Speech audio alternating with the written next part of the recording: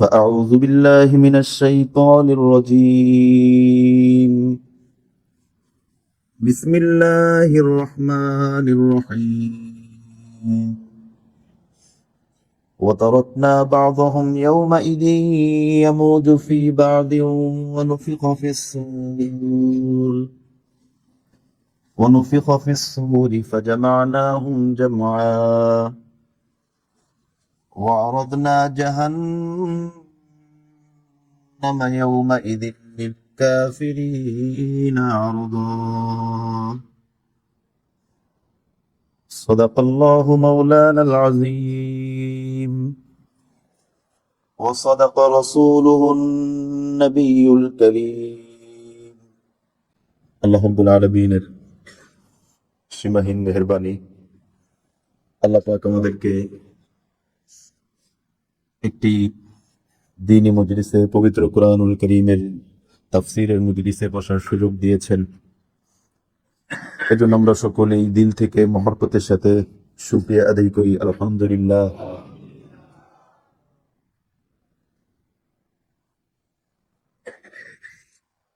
সূরাতুল কাহফ এর তাফসীর চলছে।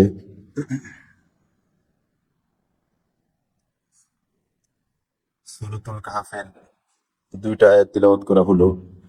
আল্লাহ রাব্বুল আলামিন যদি তৌফিক দান করেন, এই দুইটা আয়াতের উপরেই সংক্ষিপ্তভাবে কিছু আলোচনার চেষ্টা করব ইনশাআল্লাহ। আজকের তিলাওয়াতকৃত আয়াতে আল্লাহ রাব্বুল আলামিন ইয়াজুজ মাজুজের উত্থান নিয়ে আল্লাহ রাব্বুল আলামিন আলোচনা করেছেন। আমরা জানি, গত সপ্তাহে আমরা আলোচনা করেছিলাম ইয়াজুজ মাজুজকে হযরত যুলকারনাইন ওনার শাসন আমলে ইয়াজুজ মাজুজকে বন্দী করা হয়েছে। আল্লাহ পাকের পক্ষ থেকে তিনি ইয়াজুজ মাজুজকে বন্দী করেছিলেন। কিয়ামতের আগে এই ইয়াজুজ মাজুজকে আল্লাহ রাব্বুল আলামিন ওই বন্দিত্ব থেকে আল্লাহ পাক খুলে দিবেন। এ ব্যাপারে অনেকগুলি বর্ণনা আসছে, আমরা অল্প কিছু আলোচনা করব ইনশাআল্লাহ। প্রথম প্রশ্ন হচ্ছে, ইয়াজুজ মাজুজ কখন আসবে? এখন আজকে যদি আমরা মনে করি যে আজকে চলে আসতে পারে, আসলে কখন আসবে এটা একটা গুরুত্বপূর্ণ বিষয়, যে এই সময় ইয়াজুজ মাজুজ আসবে। এ ব্যাপারে হাদিসের মধ্যে আসছে ইয়াজুজ মাজুজ কিয়ামতের আগে আসবে, এবং নবীজি বলেছেন কিয়ামতের উল্লেখযোগ্য 10টি আলামত, যাকে আলামাতুল কুবরা বলা হয়, বড় আলামত। এমনি তো ছোট ছোট আলামত অনেক আছে, নবীজি চলে আসা এটাই কিয়ামতের একটা আলামত। নবীজি হচ্ছেন শেষ নবী, নবীজি চলে আসছেন, শেষ নবী চলে আসছে। একটা অনুষ্ঠানের ভিতরে সামনে স্টেজে অনেকগুলি চেয়ার আছে, সবাই শ্রোতা শুনছেন মনোযোগ দিয়ে আলোচনা। হঠাৎ করেই দেখেন মেহমান আসছে, একজন মেহমান আসে, কিন্তু সামনের দিক দিয়ে বড় একটা চেয়ার এটা খালি আছে। একজন বক্তব্য দিচ্ছেন, সবাই বুঝছেন যে এখনো মেন অতিথি আসে নাই, আলোচনা এখনো চলবে, এখনো মেন সভাপতি তিনি আসেননি। আলোচনা চলছে, হঠাৎ করে দেখা গেল সভাপতি আসছেন, একদম মেন চেয়ারে বসা, আর কোনো চেয়ার বাকি নাই। সবাই কি বুঝবে? এখন অনুষ্ঠান পরিপূর্ণ হয়েছে, এখন শেষের দিকে যাবে। এতক্ষণ পর্যন্ত সবাই অনেক বক্তব্য, অনেক কিছু হয়েছে, এখন শেষের দিকে অনুষ্ঠান সমাপ্তির দিকে যাবে। আল্লাহ নবী বলেছেন, আল্লাহ রাব্বুল আলামিন এরকম দুনিয়ার মধ্যে অনেক নবী পাঠিয়েছেন। নবুয়তি যে ধারাবাহিকতা, তার মধ্যে একটা আসন খালি ছিল। এই আসন হচ্ছে আমি মুহাম্মদুর রাসূলুল্লাহ সাল্লাল্লাহু আলাইহি ওয়াসাল্লাম। নবীজি এসে ওই আসন অলঙ্কৃত করেছেন। এর অর্থ হলো এখন নবুয়তি এই যে ধারা, এটা পরিপূর্ণ হয়েছে। এটাও কিয়ামতের একটা আলামত। নবীজি বলেছেন, বুইসতু আনা ওয়াসসাআতু কাহাতাইন, আমি এবং কিয়ামত এই দুইটার মাঝের দূরত্ব হলো, নবীজি দুইটা আঙ্গুল দিয়ে ইশারা করে বলেছেন এরকম, দুইটা আঙ্গুলের মাঝে যেরকম দূরত্ব, আমি আর কিয়ামত ওই দুইটার মাঝে এরকম দূরত্ব, মানে খুব কাছাকাছি সমান, বেশি সময় না। এরপরে কিছু আছে আল আলামাতুল উসতা, মাঝারি কিছু আলামত। যেগুলো একটু দূরবর্তী আলামত, সেটা তো বললাম নবীজি চলে আসা একটু দূরের আলামত। আর কিছু আছে মাঝারি আলামত, সেগুলো অনেক বিশদ বর্ণনা আছে, প্রায় 300টার মতো আলামত আছে। কিয়ামতের আগে নবীজি বলেছেন এটা হবে, এটা হবে, এটা হবে, এটা হবে। এর ভিতরেও কিছু আছে মাঝারি আলামতের মধ্যে হতে, কিছু আছে যেগুলো কিয়ামতের একদম কাছাকাছি সময় হবে। যেরকম ফুরাত এর তীরে স্বর্ণের পাহাড় উঠবে, এরকমও কিছু বিষয় বাকি আছে। মুসলিম সম্প্রদায় কনস্টান্টিনোপল জয় করবেন, মুসলিমদের বিজয় হবে, ভারতবর্ষ জয় হবে, এরকম কিছু আলামত আছে। আজকে আমরা আলোচনা করব ইয়াজুজ মাজুজ যে আসবে, এটা হচ্ছে কিয়ামতের খুব আগ মুহূর্তে। আর এটা হলো 10টি আলামতের অন্যতম একটি আলামত হলো ইয়াজুজ মাজুজ বের হওয়া। নবীজি বলেছেন ততক্ষণ পর্যন্ত কিয়ামত হবে না যতক্ষণ পর্যন্ত এই 10টি আলামত প্রকাশ না পায়। তার মধ্যে একটা হলো ইয়াজুজ মাজুজ বের হওয়া। কিয়ামত শাব্দিক অর্থ হচ্ছে কামা ইয়াকুমু কিয়াম, কিয়ামান ওয়া কিয়ামাতান, অর্থ হলো দাঁড়ানো, উত্থিত হওয়া। কোন একটা জিনিস পড়া আছে সেটা উঠে দাঁড়ানো, এটাকে কিয়াম বলে। মানুষ মৃত্যুর পরে পুনরায় যে আল্লাহ পাকের কাছে উঠবে, এই পুনরায় উঠা এটাকে কিয়ামত বলে। মৃত্যুর পরে পুনরায় যে উঠবে এই উঠাটাকে কি বলে? কিয়ামত বলে। কিয়ামতের সুনির্দিষ্ট কোন ডেট এটা আল্লাহ পাকের পক্ষ থেকে জানানো হয়নি। হাদিসে জিবরীলের মধ্যে রাসূল সাল্লাল্লাহু আলাইহি ওয়াসাল্লাম একবার বসেছিলেন, জিবরীল আমিন আসছেন, বিভিন্ন প্রশ্ন করেছেন, নবীজি উত্তর দিয়েছেন। তার মধ্যে একটা প্রশ্ন ছিল, আপনি বলুন তো কিয়ামত কবে হবে? তখন নবীজি বলছেন, মাল মাসউলু আনহা বিআলামা মিনাস সাইল। নবীজি কথা বলেন নাই যে আমি জানি না, নবীজি বলছেন মাল মাসউল, যাকে জিজ্ঞাসা করা হয়, জিজ্ঞাসিত ব্যক্তি, মানে শুধু আমিই না, কিয়ামত পর্যন্ত এ ব্যাপারে যত মানুষকে প্রশ্ন করা হবে কেউই এ ব্যাপারে জানবেন। কিতাবের ভিতরে ঘটনা লেখছে, একবার হারুন রশিদ রহমতুল্লাহ আলাইহি, ওনার স্ত্রী জুবাইদা অনেক নেক মানুষ ছিলেন, নেককারা দিনদারা মহিলা ছিলেন। উনি একবার নবীজিকে স্বপ্নে দেখলেন। নবীজিকে স্বপ্ন দেখলেন, সৌভাগ্য, আল্লাহ নবীকে স্বপ্ন দেখা এটা তো অনেক বড় সৌভাগ্যের। নবীজিকে স্বপ্ন দেখে উনি জিজ্ঞেস করলেন, ইয়া রাসূলুল্লাহ, আমার মৃত্যু কবে হবে? আমি আর কতদিন দুনিয়াতে আছি? নবীজি ওনাকে এরকম হাতের 5টা আঙ্গুল দেখালেন। এটা দেখে তো উনি পেরেশান, তাহলে কি আর 5 দিন, নাকি 5 মাস, নাকি 5 বছর, কি দেখালেন? ওই সময়ে স্বপ্নের ব্যাখ্যা যারা করতে পারতেন, স্বপ্নের ব্যাখ্যা তো সবাই পারে না, ইবনে সিরিন রাহিমাহুল্লাহ খুব স্বপ্নের ব্যাখ্যা খুব ভালো করতেন। ওনার কাছে উনি লোক পাঠালেন যে আপনি এই স্বপ্নটা জিজ্ঞেস করবেন, এবং সাথে সাথে এটা জিজ্ঞেস করবেন যে এটা যে আমি দেখছি এ কথা বলার দরকার নেই, বলবেন যে একজন একটা স্বপ্ন দেখছে, এটার ব্যাখ্যা কি হতে পারে। ইবনে সিরিন রাহিমাহুল্লাহর কাছে জিজ্ঞেস করেছেন যে একজন স্বপ্ন দেখেছেন, উনি ওনার বাদীর মাধ্যমে জিজ্ঞেস করছেন যে আপনি বলেন যে ইবনে সিরিন একজন একটা স্বপ্ন দেখেছেন, বলেন তো ব্যাখ্যা কি। উনি বলছেন কে দেখছে? বলছেন দেখছে একজন। বলে এটা সাধারণ কেউ দেখে নেই, এই স্বপ্ন দেখার মতো জুবাইদা ছাড়া আর কেউ নেই। তখন তুমি অবাক হয়ে গেছে। সে যে বলছে যে ম্যাডাম আমি তো গোপন করতে চাইছিলাম, উনি নিজেই বলছেন যে এই স্বপ্ন দেখলে জুবাইদা দেখতে পারে, কারণ এর যে ব্যাখ্যা সবাইকে সব ধরনের ইঙ্গিত দেওয়া হয় না। তখন বলছেন জি হুজুর, উনি দেখছেন। বলেন এটা হলো, উনি জিজ্ঞেস করছেন মৃত্যু কবে হবে। আল্লাহ রাব্বুল আলামিন রাসূল সাল্লাল্লাহু আলাইহি ওয়াসাল্লাম 5টা আঙ্গুল দিয়ে তিনি 5টি বিষয়ের দিকে ইঙ্গিত করেছেন। কুরআনুল কারীমের একটা আয়াতে আছে, ইন্নাল্লাহা ইনদাহু ইলমুস সাআহ ওয়া ইউনাজ্জিলুল গায়স ওয়া ইয়ালামু মা ফিল আরহাম ওয়া মা তাদরি নাফসুম মাযা তাকসিবু গাদা ওয়া মা তাদরি নাফসুম বিআইয়ি আরদিন তামুত। আল্লাহ বলেছেন 5টি বিষয় এমন, যেই 5টি বিষয় আল্লাহ রাব্বুল আলামিন ছাড়া পৃথিবীর কেউ জানে না। তার মধ্যে একটা হলো কিয়ামত, মানে মৃত্যু। তো তোমাকে নবীজি 5টা আঙ্গুল দিয়ে বুঝিয়েছেন, ওই কোরআনুল কারীমের আয়াতের দিকে ইঙ্গিত করেছেন, যেই আয়াতে আল্লাহ বলেছেন 5টি বিষয় আল্লাহ ছাড়া কেউ জানে না।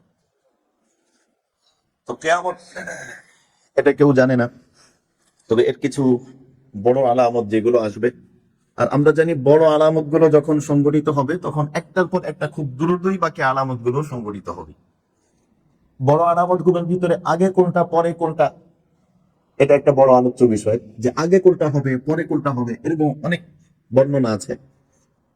তো সম্পূর্ণ বর্ণনা মিলানোর পরে আমরা যেগুলো পাই, সবগুলো হাদিস একত্রিত করার পরে আমরা যে সিদ্ধান্তে উপনীত হতে পারি সেটা হলো দুইটা বিষয়। একটা হলো ধোঁয়া, পৃথিবীর ভিতরে দোকান আসবে, ধোঁয়া। এই ধোঁয়াটা যে কখন আসবে এইটার সিরিয়ালটা মেনটেন করা যায় না। কেউ বলেছেন যে এই ধোঁয়াটা আগে আসবে, আর কেউ বলেছেন ধোঁয়াটা পরে আসবে। এক, দ্বিতীয় আরেকটা হলো ভূমিধস, সালাসু হাসফাতিন, তিনটা বড় ধরনের ভূমিধস। এই ভূমিধসটা কি আগে আসবে না পরে আসবে, এই দুইটার সিরিয়াল মেনটেন করা যায় না। আর বাকিগুলোর সিরিয়াল আমরা সব হাদিস একত্র করার পর আমরা সিরিয়াল মেনটেন করতে পারি। শুধু এই দুইটা বিষয়, একটা হচ্ছে ভূমিধস আর আরেকটা হচ্ছে ধোঁয়া, দুখান। এই দুখান আর খস, এই তো দুইটা বিষয়ের সিরিয়াল আমরা মেনটেন করতে পারি না, বাকিগুলো আমরা পারি। ওই হিসেবে বড় আলামত গুলির মধ্য থেকে একেবারে কিয়ামতের নিকটবর্তী যে বড় 10টা আলামত, তার মধ্যে প্রথম আলামত হলো হযরতে মাহদী দুনিয়াতে আসবেন। এটা হলো বড় আলামত, এখান দিয়ে শুরু। মাহদী দুনিয়াতে চলে আসলে এরপর থেকে আর কিয়ামত সংঘটিত হওয়ার মাঝখানে তেমন কোনো ব্যবধান থাকবে না, মানে একটার পর একটা আসতেই থাকবে। হাদিসের মধ্যে আসছে, সুনান তিরমিজির হাদিস 2230 নম্বর হাদিস, নবীজি বলেছেন, লাউলাম ইয়াবকা মিনাদ দুনিয়া ইল্লা ইয়াউমুন লাতাওয়ালাল্লাহু যালিকাল ইয়াউম হাত্তা ইয়াবআসা ফীহি রাজুলাম মিন্নি। যদি দুনিয়া শেষ হয়ে যায়, দুনিয়া শেষ হয়ে যাওয়ার একটা দিনও যদি বাকি থাকে, তাহলেও আল্লাহ রাব্বুল আলামিন আমার উম্মার মধ্য থেকে এক ব্যক্তিকে আল্লাহ পাক পাঠাবেন, মিন আহলি বাইতি, যে আমার পরিবারের অন্তর্ভুক্ত হবে। বাংলাদেশের সিলেট অঞ্চলে একবার মাহাদি দাবি, এই পর্যন্ত অনেকে মাহাদি দাবি করেছে, সিলেটে দাবি করেছে, বিভিন্ন জায়গায় দাবি করেছে যে আমি মাহাদি, আমাকে মাহাদি মাহাদি লাগে। নবীজি বলেছেন সে কি হবে, মিন আহলি বাইতি, আমার বংশের হবে। ইউয়াতি ও ইসমুহু ইসমি, তার নাম আর আমার নাম একই হবে, অর্থাৎ মাহাদির মূল নাম হবে কি, মুহাম্মদ। ও ইসমু আবিহি ইসমু আবি, তার বাবার নাম আর আমার বাবার নাম সেমি হবে। তার বাবার নাম কি হবে, আব্দুল্লাহ। নবীজির বাবার নাম কি ছিল, আব্দুল্লাহ। ইয়ামলাউল আরদা কিসতান ওয়া আদলান কামা মুলিআত যুলমান ওয়া জুরা, তিনি আসার আগ মুহূর্তে পৃথিবীটা যেরকম অন্যায় অবিচার জুলুম শোষণ দিয়ে পরিপূর্ণ ছিল, তিনি দুনিয়াতে আসার সাথে সাথে আল্লাহ রাব্বুল আলামিন তাকে এমন ন্যায়পরায়ণ শাসন ক্ষমতা দান করবেন, তিনি দুনিয়াতে আসার সাথে সাথে ন্যায় ইনসাফ দিয়ে গোটা পৃথিবীকে ভরে দিবেন এবং ন্যায় ইনসাফের রাজত্ব কায়েম করবেন। আমরা বেশ কয়েকটা হাদিস পড়ি, এরপরে আমরা কিছু সমাধান আমরা বুঝতে পারবো। আরেকটা হাদিস বর্ণিত হয়েছে উম্মু সালামা রাদিয়াল্লাহু তাআলা আনহু থেকে, নবীজি বলেছেন, ইবনুল কাইয়িম রাহিমাহুল্লাহ আল মানারুল মুনিফ কিতাবের ভিতরে এসেছে, ইবনুল কাইয়িম রাহিমাহুল্লাহ উনি বর্ণনাটা এনেছেন। নবীজি বলেছেন, মাহদী কখন আসবে, ইয়াকুনু ইখতিলাফুন ইনদা মাউতি খলিফাতিন, মুসলিম কোন খলিফা তিনি মৃত্যুবরণ করার পরে। এখন খিলাফত ব্যবস্থা নাই, খিলাফত ব্যবস্থা নাই, শেষ হয়ে গেছে, আমাদের উসমানী খিলাফতটাই সর্বশেষ। নবীজি বলেছেন, কোন খলিফার মৃত্যুবরণের পরে উম্মার মাঝে একটা বড় মতানৈক্য তৈরি হবে। তাহলে বোঝা গেল এই ঘটনার আগে আবার খিলাফতের ব্যবস্থা আসবে। ফায়াখরুজু রাজুলাম মিন আহলিল মাদিনা হারিবান, আরো কয়েকটা হাদিস, 3টা হাদিস পড়ার পর আমরা একটা সমাধান বুঝতে পারবো। নবীজি বলেছেন, ফায়াখরুজু রাজুলাম মিন আহলিল মাদিনা, মদিনার মধ্য থেকে মদিনাবাসী, মদিনার একজন অধিবাসী তিনি বের হবেন, হারিবান ইলা মক্কাতা, উনি মদিনা শরীফ থেকে পালায়ন করে, অবস্থা এতটা ভয়াবহ, খলিফার মৃত্যুবরণ হয়েছে আর মানুষ ব্যাপকভাবে হত্যাকাণ্ড চলতেছে, মারামারি চলছে, ঠিক এই মুহূর্তে তিনি মদিনা শরীফ থেকে মক্কায় আসবেন। ফায়াতিহি নাসুম মিন আহলি মক্কাতা, তিনি মক্কায় আসার পরে লোকজন তার কাছে জড়ো হবে, মক্কার মানুষ। ফায়ুখরিজুনাহু ওয়া হুয়া কারিহু, তিনি অপছন্দ করবেন, তারপরেও লোকজন তাকে টেনে বের করে নিয়ে আসবেন হজরে আসওয়াদ এবং মাকামে ইব্রাহিমের মাঝখানে। তিনি মদিনা থেকে আসলেন মক্কায়, আর মক্কা থেকে হজরে আসওয়াদ পাথর আর মাকামে ইব্রাহিম, এই দুইটার মাঝখানে যে জায়গা, এই জায়গায় লোকেরা তাকে নিয়ে আসবে। অথচ তিনি ইচ্ছা করবেন না, তিনি অপছন্দ করবেন, তিনি বলবেন না আমি এখানে আসবো না, কিন্তু লোকজন খুব চাপ দিয়ে নিয়ে আসবে তাকে। ফায়ুবাইউনাহু বাইনা রুকনি ওয়াল মাকাম, হাজরে আসওয়াদ পাথর এবং মাকামে ইব্রাহিম, এই দুই জায়গার মাঝখানে লোকেরা তার হাতে খিলাফতের বায়াত গ্রহণ করবে। সবাই বলবে আপনি আমাদেরকে বায়াত করেন, আমরা আপনার হাতে বায়াত গ্রহণ করি, আমরা আল্লাহর জমিনে আল্লাহর দ্বীন প্রতিষ্ঠিত করব। অপর বর্ণনার মধ্যে আসছে মাহদি কে হবে একদিন আগেও মানুষ জানবে না, ওই মুহূর্তেই আল্লাহ রাব্বুল আলামিন প্রকাশ করে দিবেন। এরপরে লোকজন তো বায়াত গ্রহণ করলো। ওয়ায়ুবাসু ইলাইহি বাসাম মিনাশ শাম, এই খবর যখন সিরিয়ায় যাবে, সিরিয়ায় তখন এক জালেম শাসক সে শাসন প্রতিষ্ঠা করবে। সিরিয়া থেকে মাহদির বাহিনীকে শেষ করার জন্য সে একটা বাহিনী পাঠাবে। আল্লাহ রাসূল সাল্লাল্লাহু আলাইহি ওয়াসাল্লাম বলেছেন ফায়ুখসাফু বিহিম বিল বাইদা বাইনা মক্কা ওয়াল মদিনা, মক্কা এবং মদিনার মাঝখানে একটা জায়গা হবে বাইদা, ওই সময় ওই জায়গাটার নাম হবে বাইদা। ওই জায়গার মধ্যে যে বাহিনী আসছিল মাহদির বিরুদ্ধে, ওই বাহিনীকে আল্লাহ রাব্বুল আলামিন একেবারে মাটির সাথে মিশিয়ে দিবেন। ফাইদান রাআন নাস যালিকা আতাহু আবদালুশ শামি ওয়া আসাইবু আহলিল ইরাকি ফায়াবিউনাহু বাইনাল রুকনি ওয়াল মাকাম। এরপরে সিরিয়া থেকে বিশ্বের বিভিন্ন প্রান্ত থেকে লোকজন দলে দলে ছুটে আসবে মাহদির কাছে। সুম্মা ইয়ানশাউ রাজুলুন কুরাইশুন আখওয়ালুহু কালবুন ফায়াবাসু ইলাইহিম বাসান ফায়াজহারুনা আলাইহিম। এরপরে আরেক ব্যক্তি, কুরাইশের এক ব্যক্তি আসবে, সে তার বিরুদ্ধে বাহিনী পাঠাবে। আল্লাহ রাব্বুল আলামিন ওই বাহিনীর বিরুদ্ধে মাহদিকে জয় দান করবে। ফায়াজহারুনা আলাইহিম ওয়াযালিকা, আচ্ছা, ওয়ায়ামালু ফিন নাসি বিসুন্নতি নবিয়িহিম সাল্লাল্লাহু আলাইহি ওয়াসাল্লাম, তিনি দুনিয়াতে আসার পর রাসূল সাল্লাল্লাহু আলাইহি ওয়াসাল্লামের পরিপূর্ণ সুন্নাহ পৃথিবীর মধ্যে তিনি প্রতিষ্ঠিত করবেন। এরপরে ওয়ায়ুলকাল ইসলাম বিজারানিহি ইলাল আরদ, এবং ইসলাম তার মূল রূপে পৃথিবীর মধ্যে প্রতিষ্ঠিত হবে। ফায়ালবাসু সাবআ সিনিন আও তিসআ সিনিন, মাহদি দুনিয়ার মধ্যে 7 বছর অথবা 9 বছর থাকবে। সুম্মা ইউতাওয়াফা ওয়া ইউসাল্লা আলাইহিল মুসলিমুন, এরপরে তার স্বাভাবিক মৃত্যু হবে এবং মুসলিমগণ তার জানাজা পড়বে। আরেকটা হাদিস দেখেন, এই হাদিস দ্বারা আরো একটু স্পষ্ট হবে।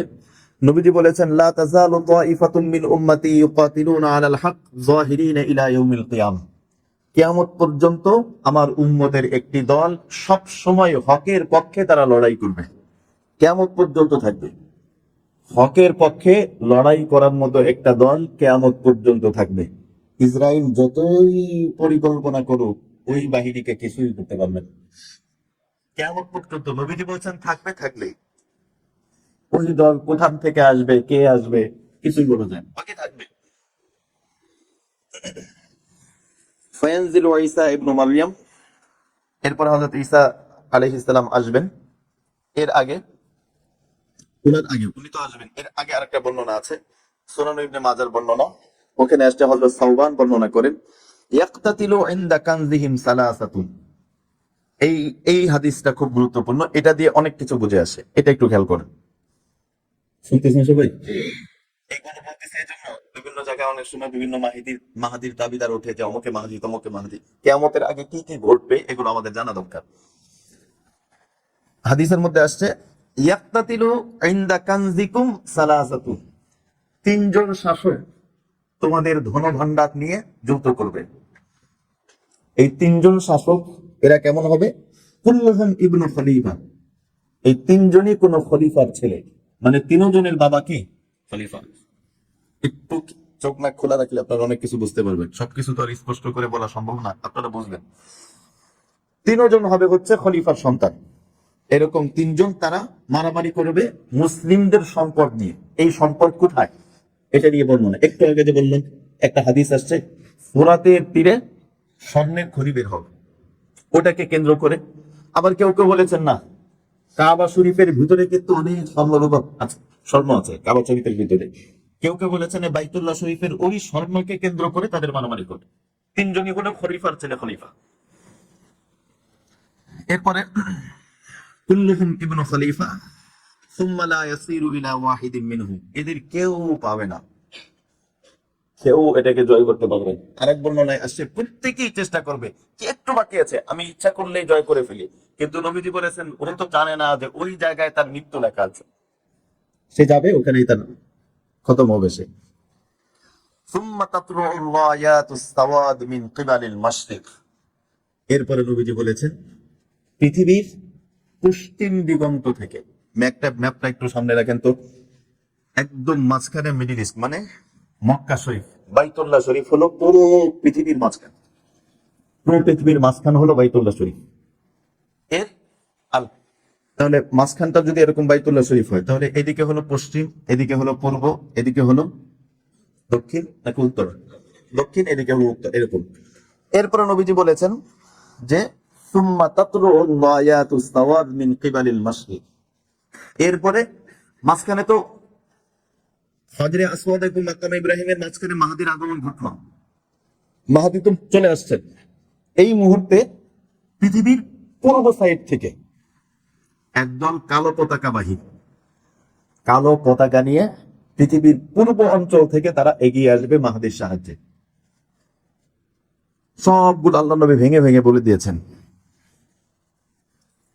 সুম্মা তাতলুউর রায়াতুস সাওয়াদ মিন কিবালিল মাশরিক ফায়াকতুলুনাকুম কাতলান লাম তুরতাল কওম, ভীষণ ভাবে যুদ্ধ করবে, এই বাহিনীর সাথে কেউ পারবে না। আসলে এই কালো পতাকা কাদের, এটা একদম নির্দিষ্ট করে বলা মুশকিল, একদম এরাই।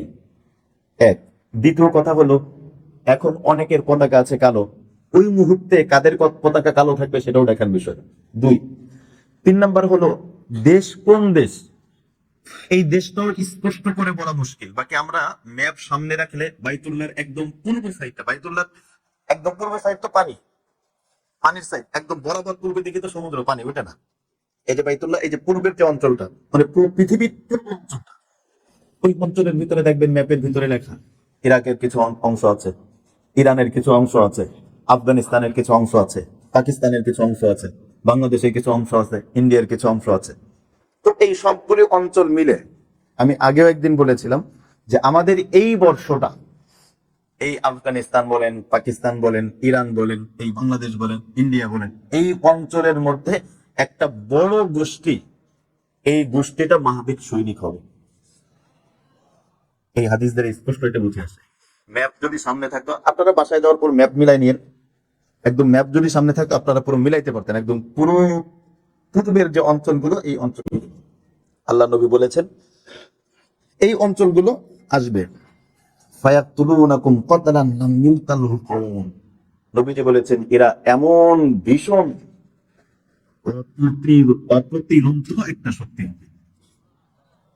পৃথিবীর কেউ তাদের সাথে মোকাবেলা করে পারবে না। এই বাহিনী ছুটবে একদম এই অঞ্চল থেকে, যে তারা সরাসরি মক্কা শরীফ যে মাহদির বাহিনীকে শক্তিশালী করবে।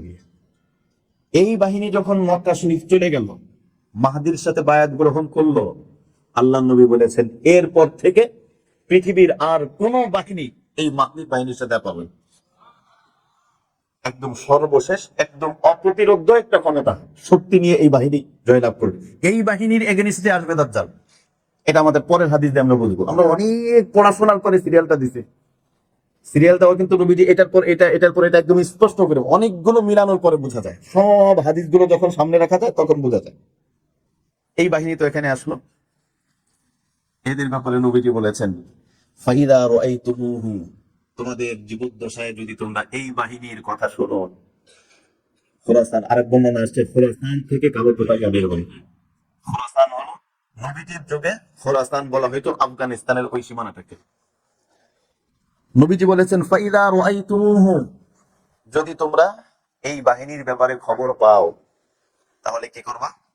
ফাবায়াউহু ওয়ালাউ হাবওয়ান আলা সালজি, হাদিসের শব্দগুলো খেয়াল করবে, তাহলে অনেক কিছু বোঝা যাবে। আমি আগে বলছি, একটু কঠিন মাথা কাটাইলে বোঝা যায়। নবীজি বলছেন, যদি তোমরা তাদের সন্ধান পাও, তাহলে তোমরা তাদের কাছে ছুটে যাও, তাদের কাছে ছুটে গিয়ে তাদের হাতে বায়াত গ্রহণ করো, যদিও নাকি তোমাদেরকে বরফের পাহাড় পাড়ি দিতে হয়। এর দ্বারা কি বোঝা যায়? হাবুয়ার মানে হলো হামাগুড়ি দেওয়া। হামাগুড়ি কি ওই যে যুদ্ধের মধ্যে ক্রোলিং করে না, এটা কি সাধারণত সমতল ভূমিতে করে নাকি একটু পাহাড়টার উপর দিক দিয়ে করে? ওয়ালাউ হাবওয়ান আলা সালজি। এক নম্বর বোঝা গেল যে তাদের কাছে যাওয়াটা এত সহজ হবে না। আমরা তো বলতে পারতো তাদের সাথে মিলো। নবীজি বলছেন তাদের সাথে মিলতে গিয়ে যদিও তোমাকে হামাগুড়ি দিতে হয়, ক্রোলিং করতে হয়, তাহলে পাহাড় বেষ্টিত কোনো জায়গায় তারা থাকতে পারে। আর দুই নম্বর হলো বরফ, বরফের উপর দিয়ে, মানে তাদের কাছে যাওয়ার ক্ষেত্রে বেশ কিছু নিষেধ, বিধিনিষেধ এগুলো থাকবে। নবীজি বলেছেন ফাইন্নাহু খলিফাতুল্লাহি আল মাহদি, কারণ তারা যেই বাহিনীর সাথে যুক্ত হবে এই বাহিনীর নামই হলো আল্লাহর খিলাফত প্রতিষ্ঠাকারী বাহিনী, মাহদির বাহিনী। আরেকটা বর্ণনা দেখেন, আল্লাহ রাসূল সাল্লাল্লাহু আলাইহি ওয়াসাল্লাম বলেছেন আল মাহদিয়্যু মিন ইতরাতি মিন ওয়ালদি ফাতিমা। নবীজি বলেছেন মাহদি আমার ফাতেমার বংশ থেকে আসবে। এই সব কিছু মিলানোর পরে কয়েকটা জিনিস আমরা বুঝতে পারি। এক নম্বর হলো মাহদি আসবেন। আমরা এই হাদিসগুলো, এ ব্যাপারে আরো অনেক হাদিস আছে, কিন্তু যেহেতু আমাদের আজকের মূল আলোচনা হচ্ছে ইয়াজুজ মাজুজ বের হওয়া নিয়ে, আমরা এর আগের কিছু পটভূমি আনছি। আমাদের মূল আলোচনা হলো ইয়াজুজ মাজুজ কখন বের হবে এটা নিয়ে কথা। আয়াত পড়ছি আমরা ইয়াজুজ মাজুজ নিয়ে, আমরা ওই দিকেই যাবো, এজন্য এ ব্যাপারে আর কোনো হাদিস বলছি না। এই হাদিসগুলো মিলানোর পরে আমরা কয়েকটা বিষয় বুঝতে পারলাম। এক নম্বর হচ্ছে মাহদি কিয়ামতের আগে আসবে। তিনি নবী হবে? তিনি কি নবী হবে? তিনি আল্লাহর পক্ষ থেকে হেদায়েত প্রাপ্ত একজন বান্দা হবে। এখানে আবার শিয়াদের সাথে আবার অনেক আকীদাগত বিষয় আছে। শিয়ারা বলে মাহদি অনেক, তাদের অনেক কুফরি কিছু আকীদা আছে। আমাদের বিশ্বাস হলো মাহদি কোন নবী না, আল্লাহর পক্ষ থেকে হেদায়েত প্রাপ্ত। তার মূল পরিচয় হচ্ছে তিনি একজন শাসক। তার মূল পরিচয় কি? আপনি এই সবগুলো হাদিস মিলানোর পরে কি বুঝে আসে মাহদি কি কোনো নবী এরকম কিছু? কারণ আল্লাহ নবী বলছেন যে তিনি পৃথিবীর ভিতরে ন্যায় পরায়ণতা দ্বারা পৃথিবীকে সজ্জিত করবেন, ঘুরে দিবেন, পরিপূর্ণ করবেন। আমাদের ন্যায় পরায়ণতা এটা পৃথিবীর মধ্যে প্রতিষ্ঠা কে করে? নবী নাকি শাসক? শাসকের দায়িত্ব শাসক করবে। তিন নম্বর হলো আমরা জানতে পারি যে তিনি রাসূল সাল্লাল্লাহু আলাইহি ওয়াসাল্লামের বংশের কেউ হবেন। চতুর্থ নম্বর আমরা জানতে পারি সার্টিফিকেট দিয়ে, যোগ্যতা দিয়ে মাহদি হওয়া যাবে না। সার্টিফিকেট যোগ্যতা দিয়ে মাহদি হওয়া যাবে? আমরা সবাই চেষ্টা করি আমরা যেন মাহদি হয়ে যাই এরকম। হ্যাঁ, মাহদির সৈনিক হয়ে, মানে ওই সময় যারা থাকবে তারা মাহদির সৈনিক হবে, কারণ মাহদি কে হবে আগের দিনও লোকজন জানে না। এরপরে তার রাজত্ব থাকবে 7 বছর কি 9 বছর। তার রাজত্বকালেই হযরত ঈসা আলাইহিস সালাম আগমন করবেন। এই আগমনটা কি হবে এটা আমরা পরের আলামতে আমরা বলবো। হযরত ঈসা আলাইহিস সালামের যে আসবেন ওইটাই আমরা স্পষ্ট করে বলবো। তার রাজত্বকালেই হযরত ঈসা আলাইহিস সালাম আগমন করবেন। তার ইমামত বা খিলাফত আরব দেশ কেন্দ্রিক, আরব দেশ কেন্দ্রিক তার খিলাফত হবে এবং এটা গোটা পৃথিবীর ভিতরে বিস্তৃত হবে। এই বাহিনীটা একটা শক্তিশালী বাহিনী, এই বাহিনীটা দাজ্জালের বিরুদ্ধে লড়াই করবে। এবং আরেকটা জিনিস আমরা বুঝতে পারলাম যে তিনি যখন আসবেন, আসার আগে ব্যাপক যুদ্ধ বিগ্রহী হবে খলিফাদের ভিতরে, খলিফাদের সন্তানদের ভিতরে। এর দ্বারা বুঝে আসে যে খিলাফত ব্যবস্থা আবার কায়েম হতে পারে। বাইতুল্লাহর পাশে তার বায়াত হবে এবং তার বিপক্ষে যারা আসবে আল্লাহ রাব্বুল আলামিন তাদেরকে অলৌকিক ভাবে মাটির সাথে ধসিয়ে দিবেন। এই বিষয়গুলো আমরা বুঝতে পারি। মাহদি দুনিয়াতে আসার কিছুদিনের মাথায় দাজ্জাল চলে আসবে। মাহদি আসবে, মাহদি তো থাকবেন কত বছর? 7 বছর কি 9 বছর। এর অল্প কিছুদিনের মাথায় দাজ্জাল চলে আসবে। দাজ্জাল যে আসবে, দাজ্জাল মাত্র পৃথিবীতে কতদিন থাকবে? 40 দিন। প্রথম দিন হবে 1 বছরের সমান, দ্বিতীয় দিন হবে 1 মাসের সমান, তৃতীয় দিন হবে 1 সপ্তাহের সমান, এরপরে বাকি দিনগুলো স্বাভাবিক হবে। দাজ্জাল কখন আসবে, কিভাবে আসবে, দাজ্জালের ডিটেইলস আলোচনা আমরা সূরা কাহাফের শুরুতেই করেছি। একদম বিস্তারিত আলোচনা আমরা করেছি, এজন্য এখন আর আমরা আলোচনা করছি। তো দাজ্জাল আসবে, কেমনে আসবে, দাজ্জালের আকৃতি কি হবে, সে কি কি দেখাবে না দেখাবে, বিস্তারিত আলোচনা আমরা এই সূরার মধ্যে আমরা করেছি। দাজ্জাল চলে আসবে। দাজ্জাল আসার কিছুদিন পরে অর্থাৎ মাহদী আসছেন, মাহদী আসার পরে কেবল মুসলিমদের মাঝে একটা ঐক্য তৈরি করছে। ঠিক এই মুহূর্তে দাজ্জাল আসছে, আর দাজ্জালকে আল্লাহ রাব্বুল আলামিন অলৌকিক কিছু ক্ষমতা দিবেন, যে ক্ষমতাটা আল্লাহ পাক মূলত ফেরেশতাদের হাতে রেখেছেন। এরকম কিছু ক্ষমতা আল্লাহ পাক দাজ্জালকে দিবেন। দাজ্জালকে তো মানুষের মতোই, ভিন্ন কোনো প্রাণী না, মানুষ, সেটাও মানুষ জাতের, এই মানুষের মতোই, কিন্তু তাকে আল্লাহ রাব্বুল আলামিন কিছু পরীক্ষা দিবেন, শক্তি দিবেন পরীক্ষা করার জন্য।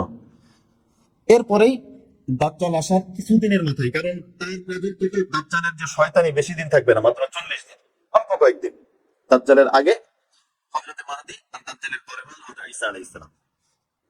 দাজ্জাল আসবে, দাজ্জাল এসে যখন ত্রাস সৃষ্টি করবে, বিপর্যয় সৃষ্টি করবে, এর কিছুদিনের মাথায় হযরত ঈসা আলাইহিস সালাম আসবেন। ঈসা আলাইহিস সালামের ব্যাপারে কুরআনুল কারীম আল্লাহ রাব্বুল আলামিন বলেছেন, وقولهم إنا قتلنا المسيح عيسى ابن مريم رسول الله وما قتلوه وما صلبوه ولكن شبه لهم। ইহুদিরা মনে করে হযরত ঈসা আলাইহিস সালামকে তারা হত্যা করেছে, কিন্তু ঈসা আলাইহিস সালামকে তারা হত্যা করেননি, বরং ঈসা আলাইহিস সালামকে আল্লাহ রাব্বুল আলামিন আসমানে সরাসরি সশরীরে আসমানে উঠিয়ে দিয়েছেন। আল্লাহ রাব্বুল আলামিন কিয়ামতের আগে ওনাকে পৃথিবীর মধ্যে অবতরণ করাবেন। অবতরণ করানোর ঘটনাটা কেমন হবে? হাদিসের মধ্যে আসছে, জামিউস সগীরের 7752 নম্বর হাদিস, সুনান ইবনে মাজার কিতাবুল ফিতানের মধ্যে হাদিসটি এসেছে, আরো অনেক কিতাবের মধ্যে হাদিসটি এসেছে। এই হাদিসের মধ্যে বেশ কিছু ডিটেইলস আলোচনা এখানে আসছে। নবীজি কি বলেন? বাইনামা হুয়া কাযালিক। বাইনামা হুয়া কাযালিক মানে মাহদী পৃথিবীর মধ্যে শাসন ব্যবস্থা কায়েম করবেন, ন্যায় এবং ইনসাফের রাজত্ব কায়েম করবেন, এভাবেই চলবে। জনগণ মনে করবে যাক অনেক দিন পরে একটু স্বস্তির নিঃশ্বাস পেলাম। ঠিক এই মুহূর্তে ইসবাসাল্লাহুল মাসীহ ইবনে মারইয়াম, তখন আল্লাহ রাব্বুল আলামিন হযরত ঈসাকে দুনিয়াতে আবার অবতীর্ণ করবেন। আর ঈসা আলাইহিস সালাম আসার আগে অস্বস্তিটা বাঁধাবে কে? আচ্ছা, তাহলে মাহদী আসছেন, মাহদী আসার পরে মানুষ স্বস্তির নিঃশ্বাস ফেলেছে, এরপরে আবার অস্বস্তি বাঁধালো কে? দাজ্জাল। দাজ্জাল আসার পরে তার তো দলে লোকজন অনেক ভুলে গেছে। হযরত মাহদী কিছুটা একটু চিন্তা করছেন, যে কারণ তার হাতে তো অনেক কিছু। এই মুহূর্তে আল্লাহ রাব্বুল আলামিন পাঠালেন হযরত ঈসা আলাইহিস সালামকে। কোথায় পাঠাবেন? দামেস্কের জামে মসজিদে, যেটা বর্তমানে সিরিয়ার যে মসজিদ, ওই জামে মসজিদে। একদম নির্দিষ্ট করে বলা মুশকিল যে এই মসজিদটাই। তবে একটা মসজিদের ব্যাপারে অধিকাংশ উলামায়ে কেরাম বলেন যে একটা মসজিদের পূর্ব পাশে সাদা দুইটা মিনার, আল্লাহ নবী বলেই দিয়েছেন এই সাদা মিনারের মাঝখানে হযরত ঈসা আলাইহিস সালামকে আল্লাহ রাব্বুল আলামিন প্রেরণ করবেন। إذ بعث الله المسيح ابن مريم فينزل عند المنارة البيضاء شرقي دمشق بين مهرودتين واضعا كفيه على أجنحة ملكين। দুইজন ফেরেশতার কাঁধের উপরে ভর করে হযরত ঈসা আলাইহিস সালাম ওই দামেস্কের যে মসজিদ তার পূর্ব পাশের যে সাদা মিনার, এই মিনারের মাঝখানে হযরত ঈসা আলাইহিস সালাম অবতীর্ণ করবেন। ইজ তা'তা রাসুহু কাতরা, উনি যখন আসবেন ওনার মাথা দিয়ে পানি টপটপ করে পড়বে, মানে গোসল করে আসছেন, ফ্রেশ হয়ে খুশ মিজাজে আসছেন। وإذا رفعه تحدر منه جمان كاللؤلؤ فلا يحل لكافر يجد ريح نفسه إلا مات। আল্লাহ রাব্বুল আলামিন হযরত ঈসা আলাইহিস সালামকে একটা অলৌকিক ক্ষমতা দিবেন। দাজ্জালকে যেরকম কিছু পাওয়ার দেওয়া হয়েছিল, হযরত ঈসা আলাইহিস সালামকে আল্লাহ রাব্বুল আলামিন একটা বিশেষ ক্ষমতা দিবেন। সেটা কি? সেটা হলো হযরত ঈসা আলাইহিস সালাম উনি যেদিকে তাকাবেন ওনার দৃষ্টি সীমানা, ওনার যে নিঃশ্বাসের পাওয়ার, এই নিঃশ্বাস, এটা কাফেরের ভিতরে গেলে কাফের এমনি মারা যাবে, যুদ্ধে ছাড়াই এমনি মানা যাবে। এই পাওয়ারটা হযরত ঈসা আলাইহিস সালামকে আল্লাহ রাব্বুল আলামিন দিবেন। হাইসু ইয়ানতাহি তরফুহু, যেখানেই তার চোখের দৃষ্টি সীমানা পড়বে সেখানে একদম যতদূর তাকাবে এর মাঝখানে কাফের শেষ। এখানে এই হাদিসের মধ্যে একটু সংক্ষেপে আসছে, অপর আরেকটা হাদিসের মধ্যে আরেকটু বেশি আসছে যে ফাবাইনামা ইমামুহুম ক্বাদ তাকাদ্দামা ইউসাল্লি বিহিম আস-সুবহা। ঈসা আলাইহিস সালাম যখন আসবেন তখন মসজিদের ভিতরে, ওই মসজিদে তো আসছে, এটা হচ্ছে ফজরের নামাজ, এখানে আস-সুবহা শব্দ আসছে ফজরের নামাজ। ফজরের নামাজের জন্য কাতার বন্দী হয়ে মুসল্লিরা নামাজের জন্য রেডি। ইমাম সাহেব ইমামের জায়গায় চলে গেছেন, আর ইমাম সাহেবের নাম কি? মাহদী। ইমাম সাহেবের নাম কি? মাহদী। মাহদী চলে গেছেন নামাজের জায়গায়। ঠিক এই মুহূর্তে হযরত ঈসা আলাইহিস সালাম আসবেন, অবতীর্ণ হবেন। ফারাজা যালিকাল ইমাম ইয়ানকুসু ইয়ামশিল কাহকারা। হযরত ঈসা আলাইহিস সালাম যখন দেখবেন, হযরত মাহদী যখন দেখবেন ঈসা আলাইহিস সালাম চলে আসছেন, তখন উনি পিছনে চলে আসতে যাবেন, কারণ উনি তো নবী। যদিও নাকি উনি আসবেন নবী হিসেবে না, উনি আসবেন উম্মাহ হিসেবে। হযরত মাহদী পিছনে চলে আসবেন, হযরত ঈসা আলাইহিস সালাম বলবেন, না, আপনি ওখানে দাঁড়ান, আপনি নামাজ পড়েন। ফায়াদউ ঈসা ইয়াদাহু বাইনা কাফাইহি সুম্মা ইয়াকুলু লাহু তাকাদ্দাম ফাসাল্লি ফাইন্নাহা লাকা উকিমাত ফায়ুসাল্লি বিহিম ইমামুহুম। হযরত মাহদী বলবেন, আপনি আসুন, আপনি নামাজ পড়ান। হযরত ঈসা বলবেন, আপনিই নামাজ পড়ান, কারণ আপনিই হচ্ছেন এই উম্মতের ইমাম। নবীজি বলেন, তখন কেমন হবে, ওই মুহূর্তটা কেমন হবে যখন আমার উম্মত ইমামতি করবে নবীর, আমার উম্মতের মানে একজন নবীর ইমাম হবে আমার উম্মত। সাইকুন ঈসা ইবনে মারইয়াম আলাইহিস সালাম ফি উম্মতি হাকামান ওয়া আদলান ওয়া ইমামান মুকসিতান ইয়াদুকুস সালিহ। হযরত ঈসা আলাইহিস সালাম আসার সাথে হযরত মাহদীর শক্তি বহুগুণ বৃদ্ধি হয়ে যাবে। হযরত ঈসা আসছেন, হযরত মাহদী এবং ঈসা, মাহদী অল্প কিছুদিন থাকবেন, এরপরে নেতৃত্ব ঈসা আলাইহিস সালামের কাছে চলে যাবে। মাহদী বেশি দিন থাকবেন না, অল্প কিছুদিনের মাঝে মাহদী ইন্তেকাল করবেন। তো হযরত ঈসা আলাইহিস সালাম আসবেন, আসার পরে তিনি কি করবেন, কয়েকটা জিনিস। এক নম্বর হলো, তিনি যে কাজটা করবেন, ইয়াদুকুস সালিহ, এই খ্রিস্টানরা এই যে ক্রুশ চিহ্ন ব্যবহার করে, এই ক্রুশ চিহ্ন দিয়ে হযরত ঈসা আলাইহিস সালামের মৃত্যু বোঝায়। উনি এই ক্রুশ চিহ্নকে ভেঙে দিবেন এবং বলবেন যে পৃথিবীর মধ্যে আর ক্রুশ চিহ্ন বলতে কোনো কিছু থাকবে না, উনি ভেঙে দিবেন। জিজিয়া কর, ট্যাক্স, যেটা আমাদের থেকে নেওয়া হয়, মূলত ট্যাক্সটা তো অমুসলিমদের থেকে, উনি এই অমুসলিমদের থেকেও ট্যাক্স যে প্রথা, জিজিয়া প্রথা, এই প্রথা রদ করে দেবেন। যে বর্তমান পৃথিবীর মধ্যে ট্যাক্স দিয়ে কেউ থাকবে না, থাকতে হলে একমাত্র আল্লাহর আনুগত্য করেই থাকতে হবে। আল্লাহর আনুগত্য ছাড়া বিকল্প তুমি টাকা দিয়ে ট্যাক্স দিয়ে থাকবা, এই সুযোগ আর নেই। এটা হলো দ্বিতীয় নম্বর কাজ করবেন। তৃতীয় নম্বর কাজ হলো ওয়ায়াতুরুকুস সাদাকা, হ্যাঁ সাদকা থাকবে। এরপরে ওয়া ইমামান মুকসিতান ইয়াদুকুস সালিহ, এবং তিনি ন্যায়পরায়ণ শাসক হিসেবে তিনি প্রচার লাভ করবেন। এবং তখন হাদিসের মধ্যে আসছে, ফালা ইউসআ আলা শাতিন ওয়ালা বাঈরিন ওয়া তুরফাউ শাহনা ওয়াত তাবাগুজ, মানুষের মাঝে হিংসা বিদ্বেষ বলতে কিছু থাকবে না। হিংসা বিদ্বেষ শত্রুতামি সব তিনি দূর করে দেবেন। ওয়াতুনজাউ হুম্মুহু কুল্লা দাতি হুম্মাতিন হাত্তা ইয়াদখুলাল ওয়ালি ইয়াদাহু ফি আল হিব্বা ফালা তাযুররুহু ওয়া তাফিরুল ওয়ালিদা আল আসাদ ফালা ইয়াদুররুহা। পশু, বাঘ, সিংহ, নেকড়ে একসাথে থাকবে, কেউ কারো উপর কোনো আক্রমণ করবে না। ন্যায়পরায়ণতা বলতে যেটা বোঝায় সেটা, ফালা ইয়াবুদু ইল্লাল্লাহ। তখন এই পৃথিবীর মধ্যে মানুষ আল্লাহ ছাড়া অন্য কারো দাসত্ব, কারো কথা চলবে না। আল্লাহর আনুগত্য তখন 100% আল্লাহর আনুগত্য চলবে। ওয়া তাকুনুল কালিমাতু ওয়াহিদা, তখন একমাত্র কালিমা হবে, একমাত্র কথা হবে, ফালা ইউবাদু ইল্লাল্লাহ, আমরা আল্লাহ ছাড়া অন্য কারো দাসত্ব স্বীকার করব না। ওয়া তাকুনুল আরদু কাফাসুরিল ফিদ্দাতি তুনবাতু নাবাতুহা বিআহদি আদম। হযরত আদম আলাইহিস সালামের ওই সময়ের যে বিভিন্ন ফল ফলাদির যে আকৃতি, যেটা আস্তে আস্তে ছোট ছোট ছোট ছোট হয়ে আল্লাহ রাব্বুল আলামিন ওই আসল আকৃতির ভিতরে পরিপূর্ণ বরকত তখন পৃথিবীর মধ্যে দিয়ে দিবে। এরপরে এই হাদিসের মধ্যে আরেকটা শব্দ নাই, আর অপর হাদিসের মধ্যে আরেকটা শব্দ আছে। তখন তিনি দাজ্জালকে হত্যা করবেন। বাবুল লুত, ইসরায়েলের ভিতরে একটা জায়গা আছে, ওইটা এখনো ওই চিহ্ন দেওয়া আছে, বাবুল লুত একটা জায়গা। এই বাবুল লুত ওই জায়গায় তিনি দাজ্জালকে হত্যা করবেন।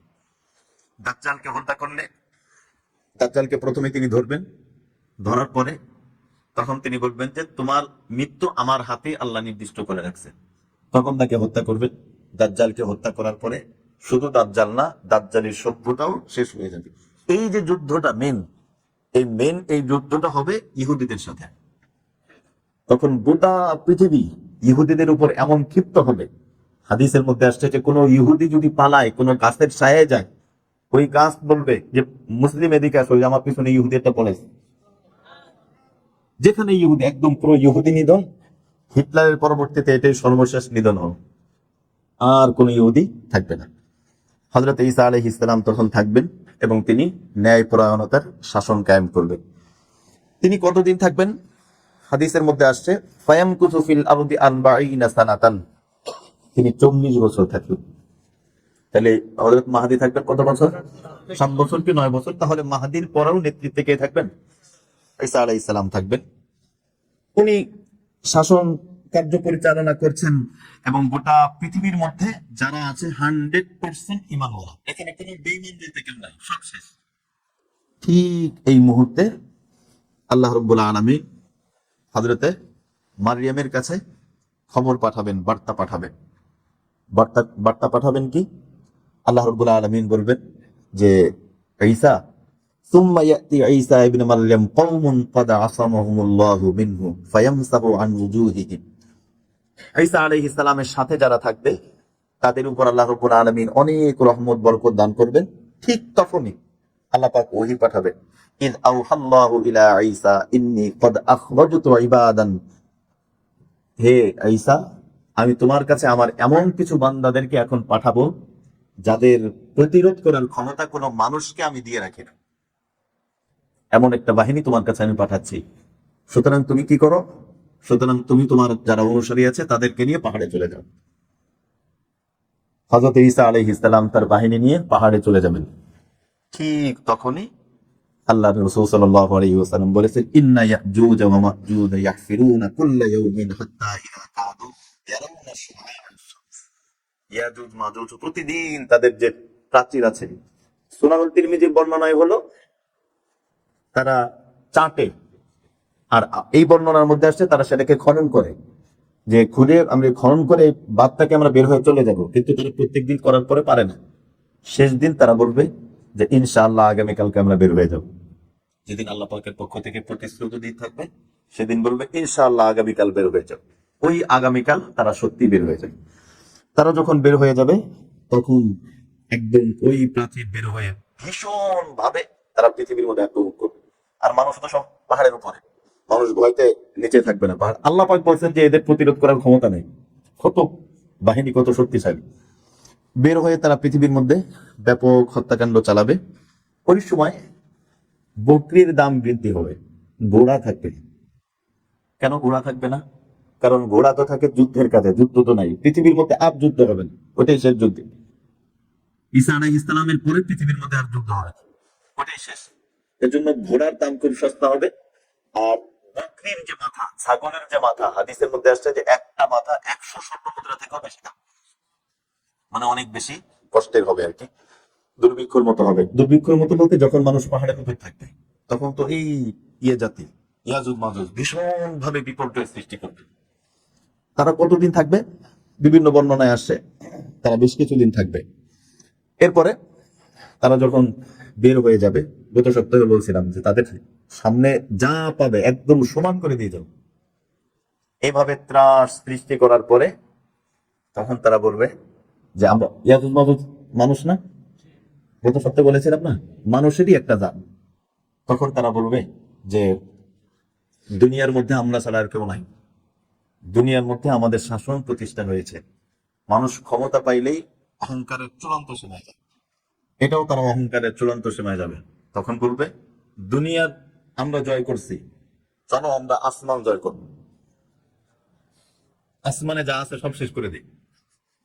তখন তারা তীর মারবে উপরে, যে এক তীর মার, আসমানে যা আছে সব শেষ হয়ে যায়। তীর মারবে, আল্লাহ রাব্বুল আলামিন ফেরেশতাদেরকে বলবেন তীর একটু ধরো, ওর মধ্যে একটু রক্ত মাখিয়ে দাও, মানে আর একটু ঢিল দিয়ে দেখি কি করে। তীর ফিরে আসবে, দেখে যে তীরের মাথায় রক্ত। আসাবে বলছে এই শেষ, আসমানেও সব শেষ, দুনিয়াতেও কেউ নাই, আসমানেও কেউ নাই। এই মুহূর্তে হযরত ঈসা আলাইহিস সালাম দোয়া করবেন যে আল্লাহ, আমরা তো খুব কষ্টে পড়ে গেলাম, এই বাহিনীকে আপনি শেষ করেন। আল্লাহ রাব্বুল আলামিন যখন দেখবেন যে তাদের তাণ্ডব, এরকম ঝড় মাঝে মাঝে আসে চলে যায়, তাণ্ডব হয় না একদম এই সেই করে টোরে সবকিছু জুলুম শাসন এই সেই মানে অনেক কিছু, আবার তাণ্ডব থেমে যায়। এই তাণ্ডব যখন থেমে যাবে আল্লাহ রাব্বুল আলামিন তখন তাদের একটা রোগ দিবেন। এই রোগে তারা সব শেষ হয়ে যাবে, একেবারেই শেষ হয়ে যাবে। শেষ হয়ে তারা একদম পৃথিবীর মধ্যে ছড়িয়ে থাকবে। হযরত ঈসা আলাইহিস সালামকে আল্লাহ রাব্বুল আলামিন জানাবেন যে তারা দুনিয়া থেকে শেষ। তখন হযরত ঈসা আলাইহিস সালাম বলবেন যে আল্লাহ, এ তো মানে দুনিয়াতে থাইকেও জ্বালাইছে, এখন মারা যাওয়ার পর হয়তো দুর্গন্ধে পুরো পৃথিবী বন্ধ হয়ে গেছে। তখন আল্লাহ রাব্বুল আলামিন উটের যে মাথা এরকম বড় গলা বিশিষ্ট কিছু পাখি পাঠাবেন। এই পাখিগুলো এদেরকে ধরে ধরে নিয়ে যাবে। একটু মনে আসছে যে একটা মুখে নেবে আর এই যে দুইটা পাচ্ছে না, মানে এক একটা পাখি তিনটা করে নেবে, এইভাবে নিয়ে একদম শেষ হয়ে যাবে। শেষ হওয়ার পরে টানা 40 দিন পর্যন্ত বৃষ্টি হবে। একদম 40 দিন পর্যন্ত ভীষণ বৃষ্টি। বৃষ্টি হয়ে যাওয়ার পর কেমন ধরে পৃথিবী ধোয়া হয়ে গেল, একদম ফ্রেশ হয়ে গেছে, ধোয়া হয়ে গেছে, ফ্রেশ, আর কিছু নাই। তাহলে মাহাদি আসলেন, আমরা যে ধারাবাহিকতা বজায় রাখছিলাম। মাহাদি আসলেন, মাহাদি আসার পরেই দাজ্জাল আসলো, দাজ্জাল আসার পরেই ঈসা আলাইহিস সালাম আসলেন, ঈসা আলাইহিস সালাম আসার পরে তিনি দাজ্জালের ফিতনা শেষ করার পরে এরপরে ইয়াজুজ মাজুজ আসলো। ইয়াজুজ মাজুজ আসার পরে তাদের এই চক্রান্ত বা তাদের তাণ্ডব এটাও শেষ হয়ে গেল। এই কথাই আল্লাহ রাব্বুল আলামিন বলেছেন, ওয়াতারাকনা বা'দাহুম ইয়াওমাইযি ইয়ামুদু ফি বা'দ, আমি তাদেরকে ছেড়ে দিব কেমন যেন একে অপরের মতো ঢেউয়ের মতো আছড়ে পড়বে। সমুদ্রের মধ্যে যেরকম ঢেউ আসে, মনে হয় যে একটার পর একটা ঢেউ, এই ইয়াজুজ মাজুজ বাহনের ঢেউয়ের মতো এরকম আছড়ে পড়বে, উপরে কুপচে পড়বে। আল্লাহ রাব্বুল আলামিন বলেন, ফাজামানাহুম জামআ ওয়া নুফিখা ফিস-সূরি ফাজামানাহুম জামআ। এদের তাণ্ডব শেষ হয়ে যাওয়ার পর আল্লাহ বলেন তখন সিংহায় ফুৎকার দেওয়া হবে। তাহলে আজকে আমরা যেটা বোঝাতে চাইলাম সেটা হলো ইয়াজুজ মাজুজ আসবে, কোন প্রেক্ষাপটে আসবে এবং কে কি করবে।